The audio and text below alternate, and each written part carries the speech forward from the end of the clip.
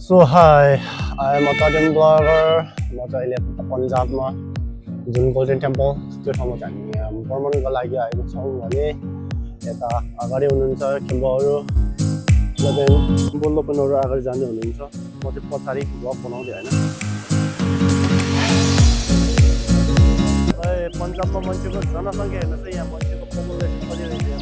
बोल्लोपनहरू पुरै पन्जाबै बनाएर हिँडिरहेको छ किम्बहरू ल यहाँ त नि हामी एक्लै दुईले आयो भने त अनि तर हराउनु त हराउँदैन यस्तो बिचमा नि थाहा छ भने त है एकदम रहेछ यहाँको जुन गोल्डन टेम्पल चाहिँ जाँदैछौँ अब यो तर्फ गएर देखाउने छु तपाईँहरूलाई त्यहाँभित्र कस्तो छ है यदि तपाईँहरू पनि नयाँ हुनुहुन्छ भने म पनि नयाँ हो सँगसँगै हेरौँला कस्तो रहेछ त्यहाँको ठाउँहरू होइन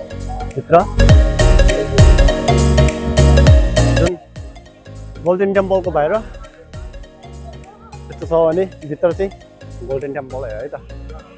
जाउँ हेरौँ के कस्तो रहेछ हामी पनि होइन घुम्नको लागि आएको यहाँ घुम्ने हो रमाइलो गर्ने हो त्यही त हो नि जोस् कस्तो रहेछ नयाँ नयाँ ठाउँहरू घुमौँ एक्सप्लोर गरौँ होइन भ्रमण एउटा क्युरियस पनि हुन्छ के रहेछ त होइन त्यहाँको बारेमा हामीले थाहा पाउँ है अनि यहाँभित्र जानको लागि चाहिँ हामीले जुत्ता फुकालेर चाहिँ जानुपर्ने हुन्छ सो जाउँ हेरौँ कहाँतिर फुकालेर जाने हो त्यसको लागि हामीले यहाँ फेरि काउन्टरमा गएर त्यो ब्याग लिएर चाहिँ अब यहाँ सबै प्याक गर्नुपर्ने हुन्छ ओके त्यो खुट्टा जाने हो भित्र चाहिँ तिमीहरू पुरा आउँदै हुनुहुन्छ त्यता ल नजारा त देखो यार कितना अच्छा है कस्टम ठाउँ चाहिँ एकदम रमाइलो रहेछ है जे भयो भने पन्जाब पुग्यो भने नि पुग्यो गोल्डन टेम्पल पुग्यो भने चाहिँ जस एउटा हुन्छ नि त है हामी पनि के ठाउँमा पुग्यो भने चाहिँ बन्न सक्ने हुन्छ नि त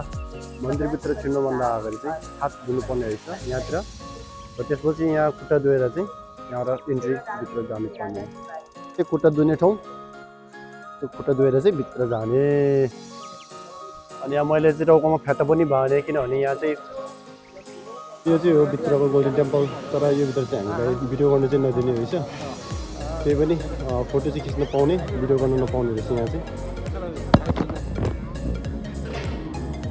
गोल्डन टेम्पल चाहिँ यो है तर